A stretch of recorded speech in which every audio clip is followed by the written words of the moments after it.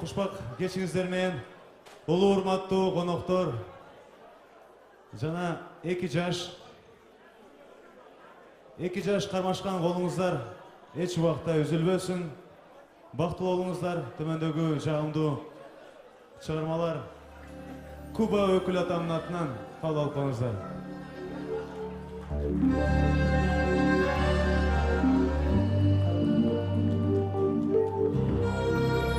Калоочуларды ортого жеңил бийге чакырабыз. Келиңиздер.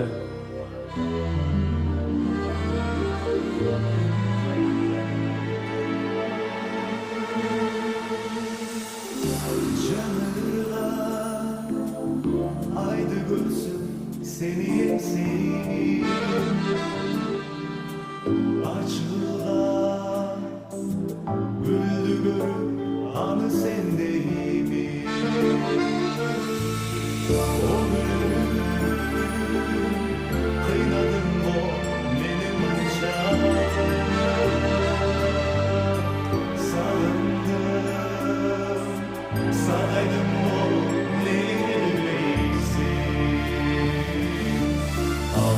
Kolun teskeyi, alır kuşağını emseyi, alsıradım bastım o, altının merite gelmeyi. Alsıradım bastım o, altının merite gelmeyi. Ciddi kolun teskeyi, ciddi kuşağını emseyi, Cedim sinem kaldım o, Ceyrenim nerede gelmeyi. Cedim sinem kaldım o, Ceyrenim nerede gelmeyi. Özüm bir maksatına erişesim bir. Özüm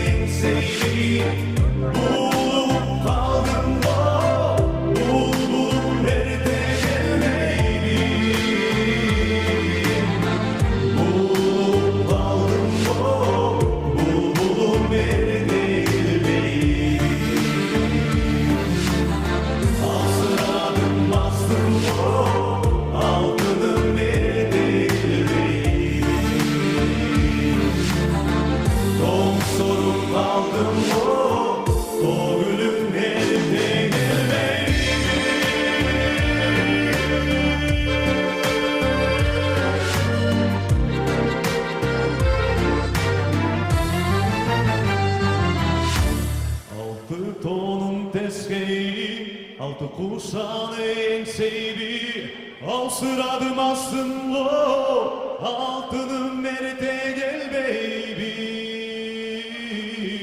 Alsıradım aslında altının nerede gel baby. Hadi size cüp olsun.